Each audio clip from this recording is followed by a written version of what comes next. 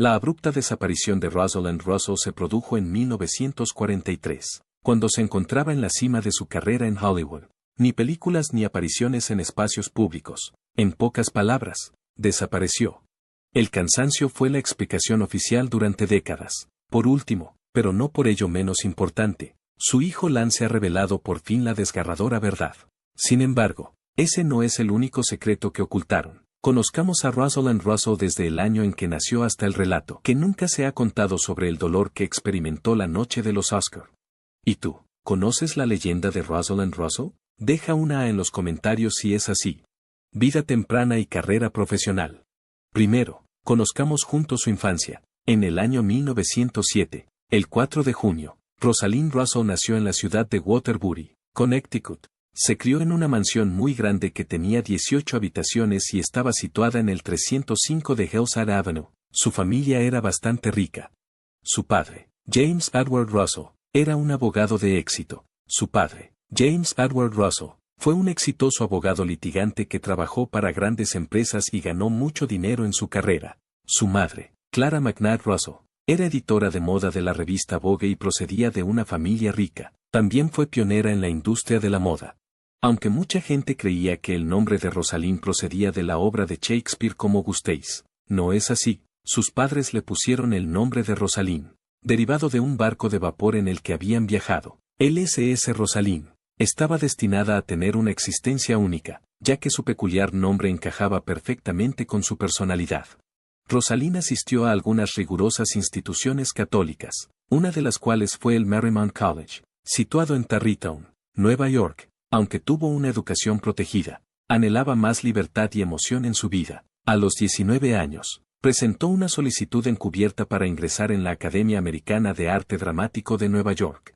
Le dijo a su madre que quería ser profesora de arte dramático en lugar de actriz porque era plenamente consciente de que sus padres no aprobarían su decisión. Con este pequeño acto de rebeldía demostró su valentía, que con el tiempo se convirtió en parte de su personalidad y su profesión. A lo largo de su carrera, representó con frecuencia el papel de mujeres autosuficientes que abogaban por sí mismas.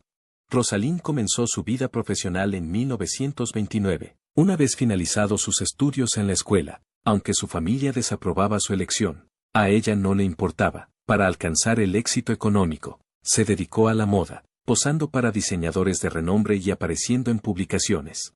A pesar de ello, nunca dejó de intentar conseguir trabajos en el escenario y nunca renunció a actuar. En 1930 obtuvo un papel en la revista de Broadway Garrick Geddes, que supuso su primera gran oportunidad en el mundo del espectáculo. Rosalind experimentó su primer contacto con la fama gracias a la popularidad de la obra, que duró un total de 161 representaciones.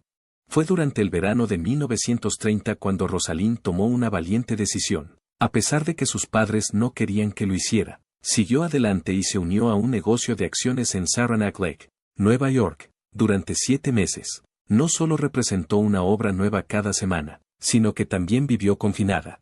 Esta experiencia fue un reto, pero le ayudó a convertirse en una actriz más consumada. Adquirió la capacidad de adaptarse rápidamente a nuevas situaciones y de pensar con la cabeza, lo que más tarde le ayudaría a alcanzar la fama. En 1931, se convirtió en miembro de la Repertory Company dirigida por Edward E. Gibbs en Boston. Fue en esta época cuando se dio cuenta de que la interpretación de la voz era un componente esencial de las nuevas películas sonoras. Para prepararse, empezó a tomar clases intensivas de canto y voz. En 1932, Rosalind se atrevió con la ópera. Comenzó su carrera como cantante clásica actuando en pequeños locales de Nueva York, pero pronto se dio cuenta de que su voz no era lo bastante potente para ese género. En lugar de desanimarse, aprovechó esta experiencia para fortalecer su determinación. Así que decide concentrarse en Hollywood y aparecer en películas. Para perseguir su objetivo, Rosalind se trasladó a Los Ángeles en el año 1934. El hecho de que tuviera experiencia como modelo y contara con antecedentes en Broadway le ayudó a destacar entre la multitud. Poco después de su llegada, los estudios Universal le ofrecieron un contrato, pero el tiempo que pasó trabajando allí fue un completo fracaso. En su primer día tuvo la impresión de que la descuidaban y no la querían, y en el estudio no la trataban muy bien. Rosalind llegó rápidamente a la conclusión de que Universal no era el lugar ideal para trabajar. Además, MGM, considerado el estudio más importante de Hollywood, Se fijó en ella. Rosalind vio en ello su oportunidad de alejarse de la Universal, así que aceptó la invitación de participar en una prueba de pantalla. Rosalind ideó una astuta estrategia para romper su contrato. Para asegurarse de que la Universal ya no estaría interesada en ella, decidió hacerse pasar por alguien horrible. Hubo una reunión entre ella y Carl Lammle Jr., jefe de producción de Universal, que tuvo lugar el 15 de junio. Como a él le atraían las mujeres guapas, Rosalind eligió ser todo lo contrario. Llevaba el pelo hecho un desastre, el maquillaje corrido, vestía ropa poco atractiva e incluso empleaba una voz detestable.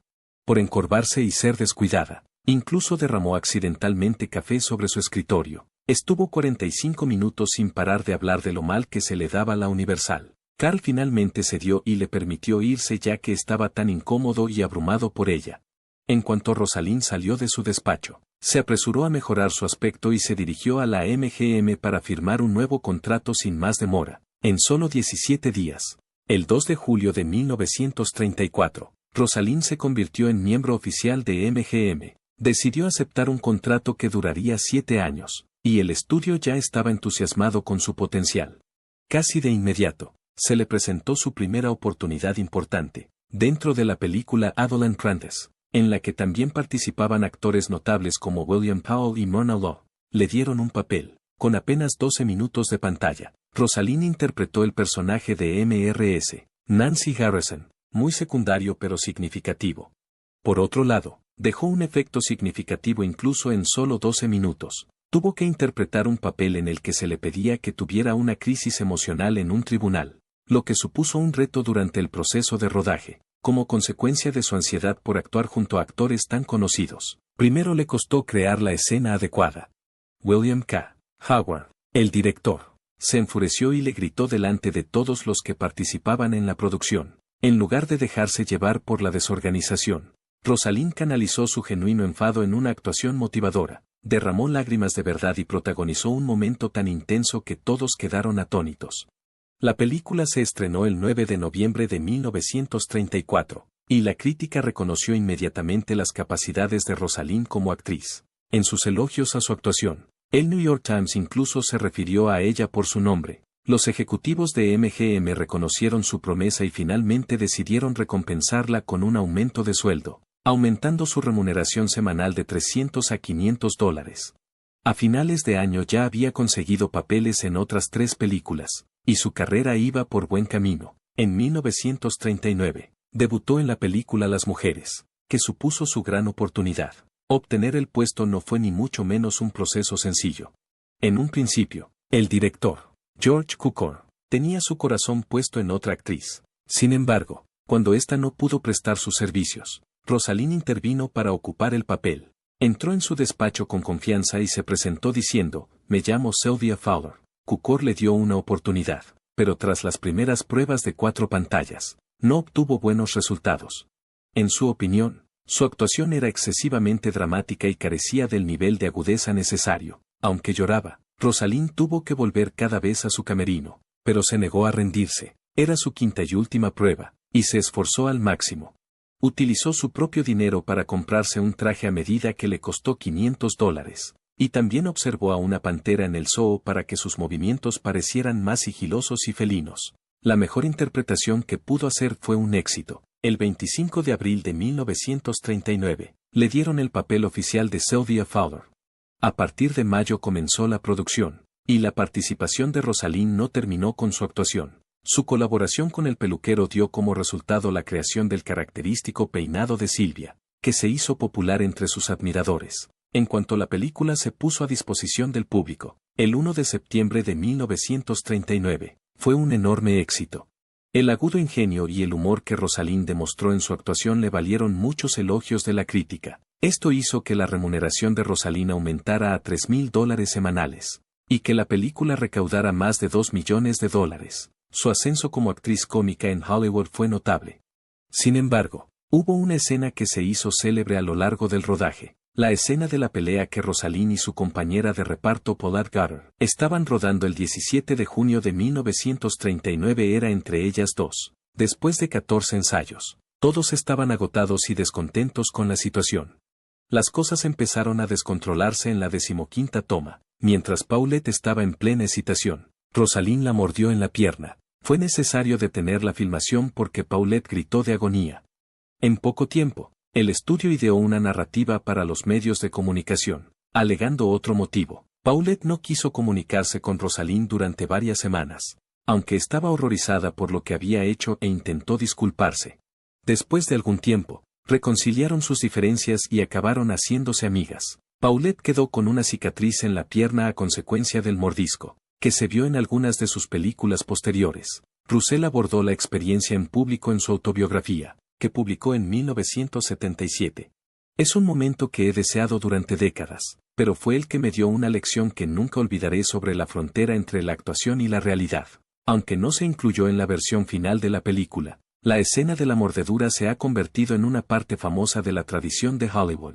La nieta de Goddard reveló en 2019 que la familia aún conserva el traje que Paulette usó durante el notorio momento. Esta revelación tuvo lugar durante el TCM Classic Film Festival, que celebraba el 80 aniversario de la película The Women. Fue durante la época dorada de Hollywood cuando Rosalind Russell se convirtió en una de las actrices más emblemáticas y duraderas. En la película de 1940 His Girl Friday, en la que actuó junto a Cary Grant, tuvo su primera gran oportunidad. Al principio no tenía intención de interpretar el papel de Hilda Johnson. Carole Lombard fue la primera en recibir la oferta del director Howard Hawks. Sin embargo, su coste era demasiado elevado. Otras famosas, como Jean Arthur, Irene Dunne y Ginger Rogers, también declinaron la oferta. Incluso la propia Russell tenía dudas sobre su capacidad para interpretar el papel, e intentó persuadir a Hawks para que no la contratara. La película era conocida por su lenguaje rápido como el rayo, que se pronunciaba a la asombrosa velocidad de 240 palabras por minuto, es decir, aproximadamente 3 veces más rápido que la velocidad humana media. Para mantener el ritmo, Russell pasaba horas cada día practicando sus diálogos. Se esforzaba tanto que se desmayaba durante los ensayos y llegó a tartamudear, lo que tuvo que corregir con mucho esfuerzo. Gracias a su improvisación, su actuación fue mucho más sorprendente de lo que ya era. Russell tenía la impresión de que su personaje no contaba con un número suficiente de frases memorables, así que contrató discretamente a un redactor para que le inventara más ocurrencias. Fue una sorpresa para Cary Grant, que tuvo que responder inmediatamente a sus frases improvisadas, ya que ella las colaba en las situaciones sin avisar previamente.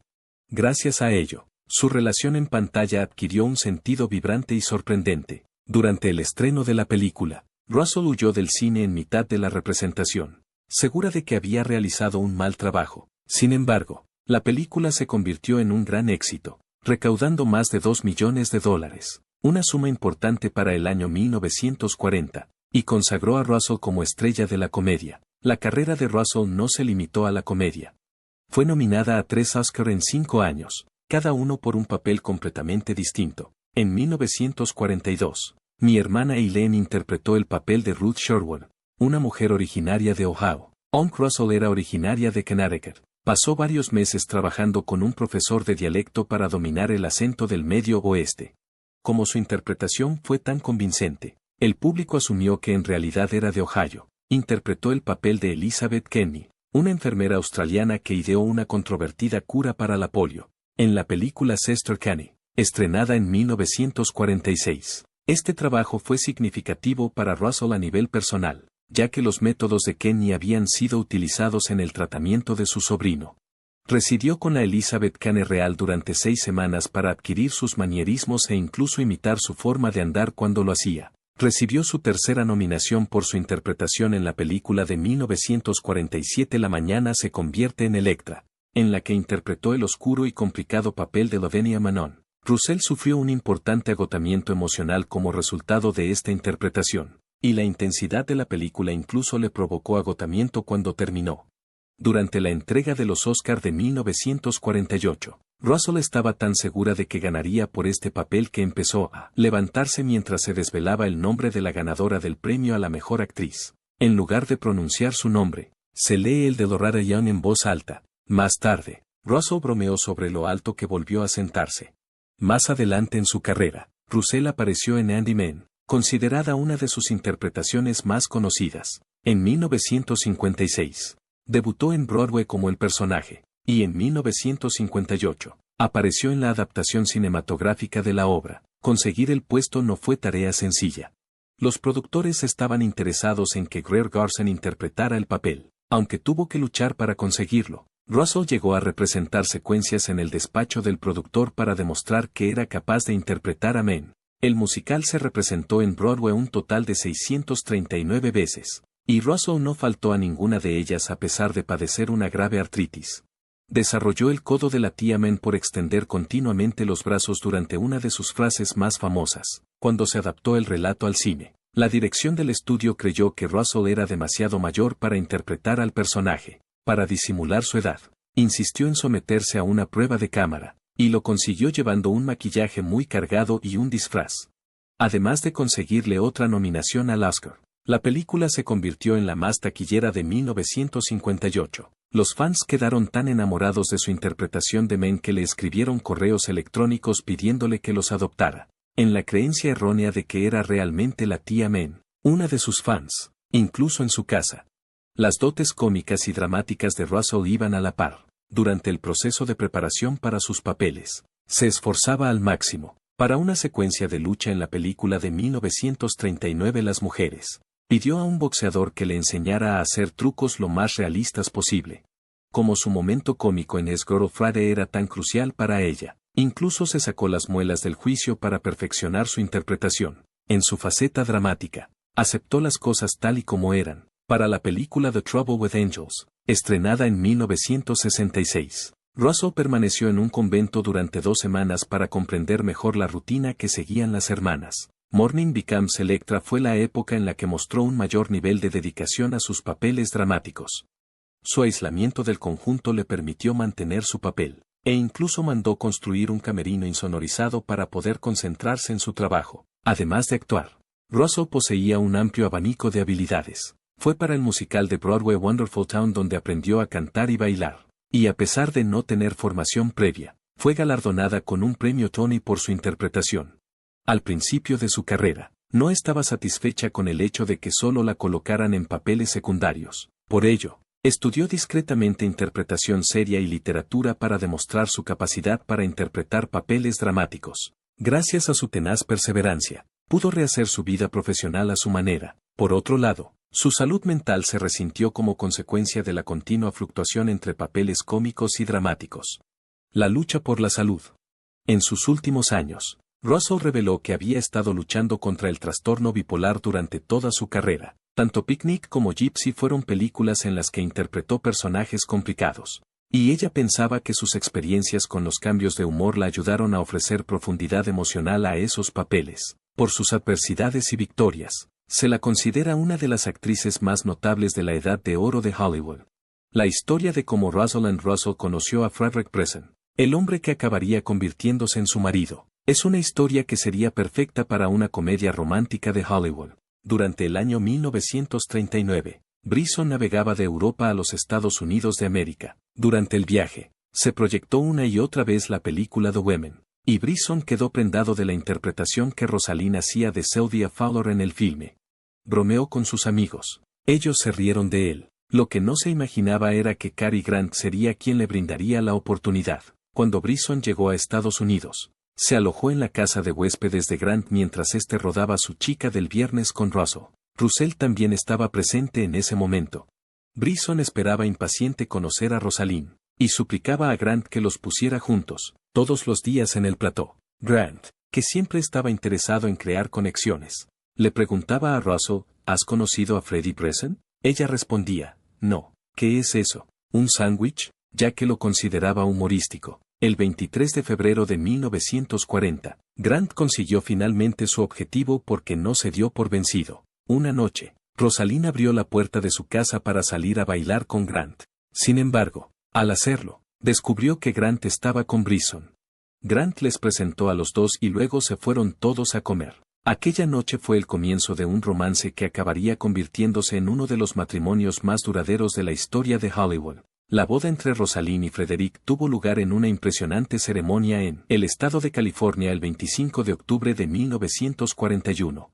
Sin duda, Cary Grant era la elección más adecuada para el papel de padrino, ya que fue él quien los unió. La llegada de su hijo, Carl Lance Preston, el 7 de noviembre de 1943, les proporcionó mucha más alegría de la que habían experimentado anteriormente. El nacimiento de Lance se produjo en un momento crucial de la carrera de Rosalind, apenas un año después de su actuación en Mi hermana Eileen, 1942, por la que fue nominada al Oscar.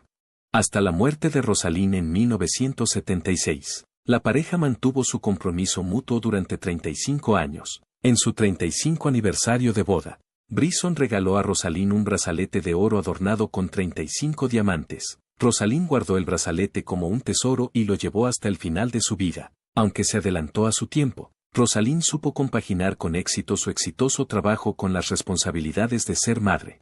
Su hijo no fue alejado de su lugar de trabajo por ella. En su lugar, llevó a Lance al plató de la película. Su objetivo era que él viera que actuar no era solo glamour, sino que también requería mucho esfuerzo.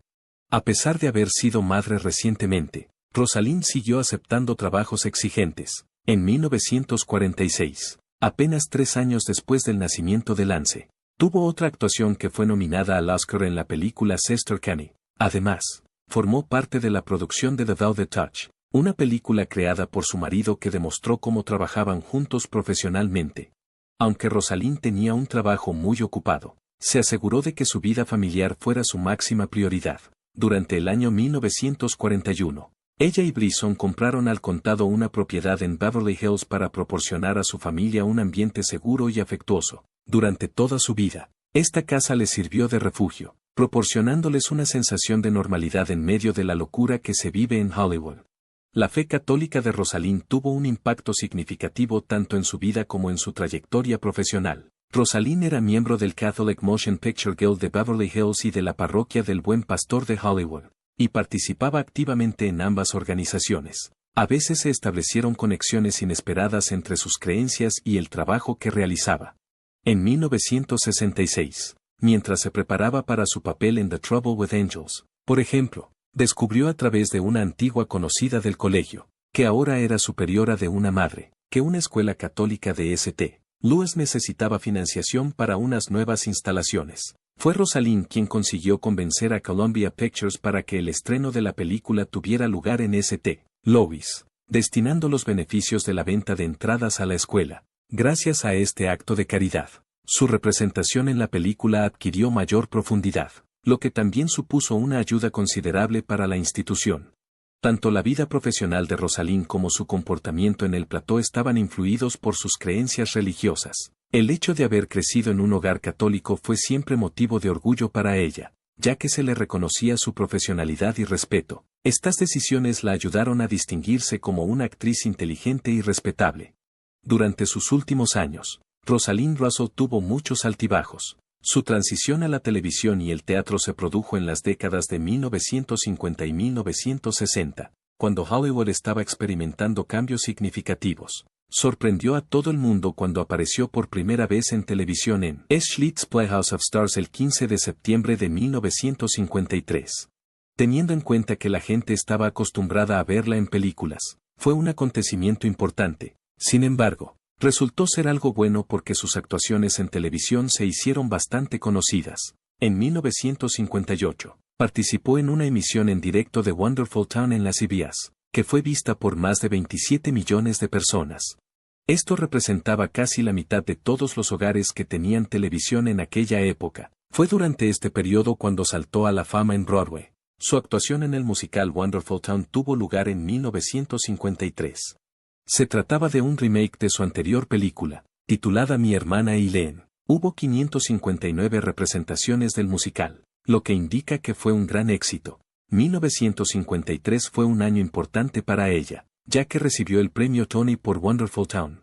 Hacía más de 20 años que no se subía a un escenario, pero volvió con más fuerza que nunca, aunque no tenía formación vocal previa. Se esforzó mucho durante 6 meses con un profesor para dominar las canciones. Mientras duró la obra, actuó 8 veces por semana, lo que supuso un horario muy exigente para ella. En reconocimiento a su actuación como ganadora del premio Tony a la mejor actriz de musical, el público le dedicó una ovación que duró más de 4 minutos. Después de eso, decidió donar el premio Tony a la causa de la investigación de la artritis porque era un momento muy importante para ella. La segunda mitad de los años 60 fue una época difícil en su vida.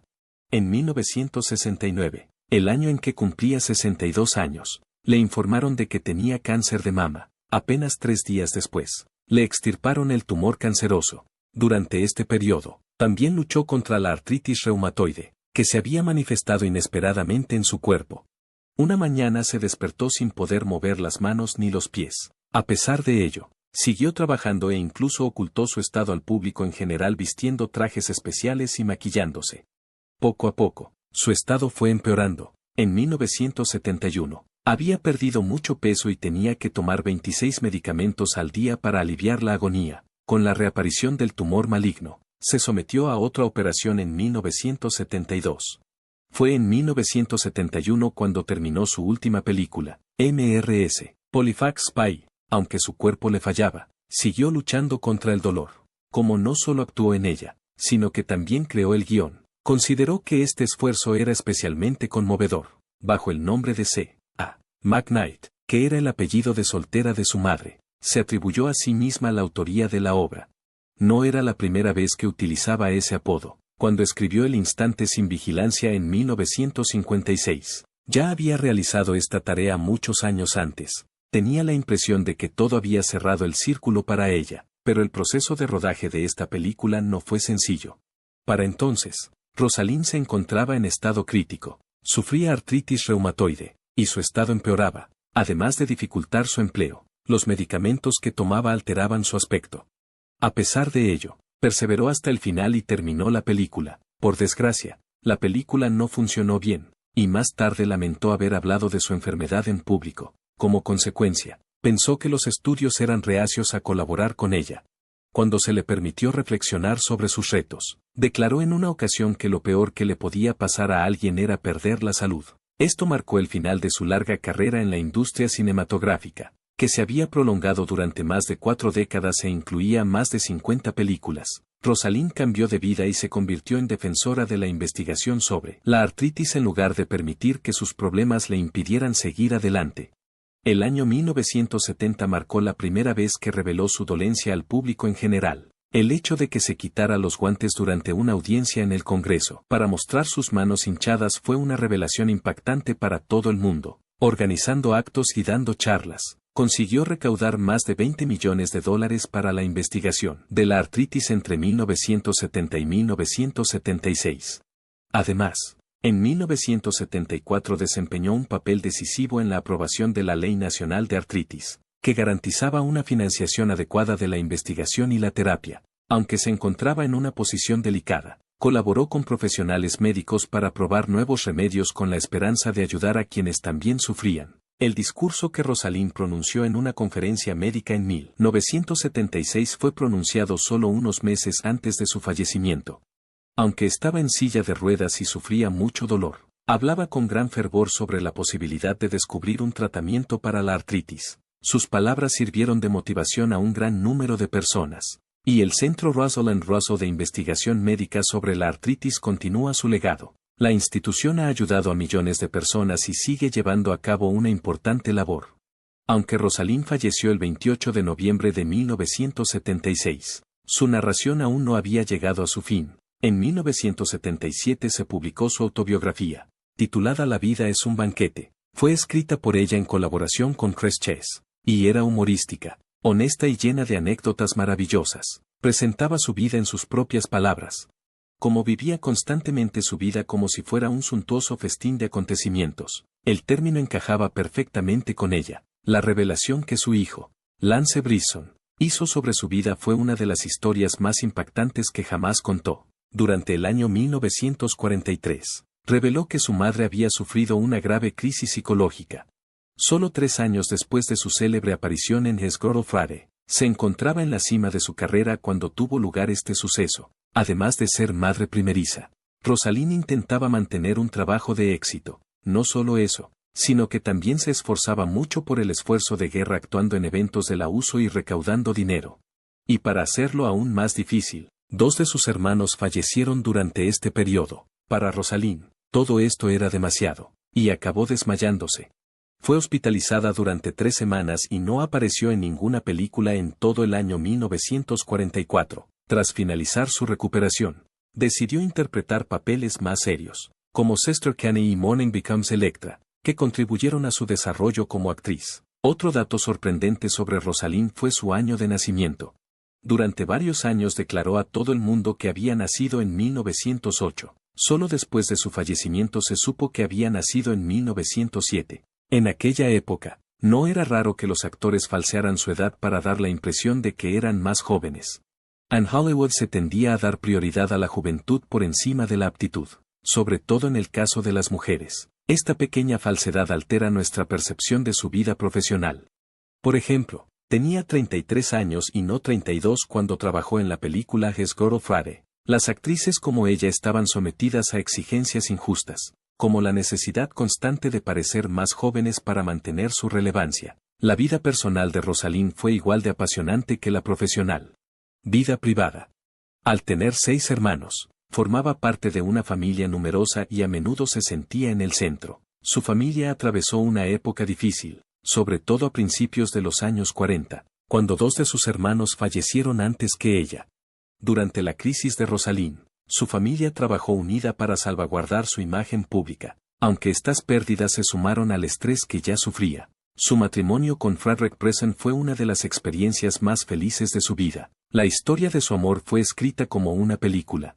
Un hecho insólito en Hollywood. Permanecieron juntos durante 35 años. La influencia de Rosalind no se limitó a las películas que produjo. Se esforzó mucho por ayudar a otras personas, sobre todo en el campo de la investigación de la artritis, ya que ella padecía esta enfermedad.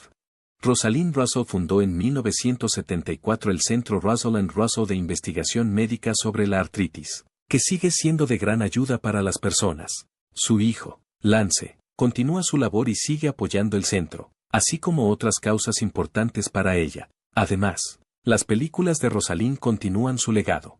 Con actuaciones como His Girl Friday y Andy Mem, demostró al público que las mujeres pueden ser poderosas e independientes. Estas personas motivaron a muchas mujeres a asumir riesgos y perseguir sus ambiciones. Life is a Banquet, un documental sobre su vida estrenado en 2009, fue el vehículo a través del cual su historia se presentó a una nueva generación. Compartir sus triunfos y tribulaciones le proporcionó una imagen más completa de quién era realmente. Gracias por ver el video. Deberías hacer clic en el siguiente video que aparece en tu pantalla, así como darle a me gusta y suscribirte a este video si lo encuentras entretenido.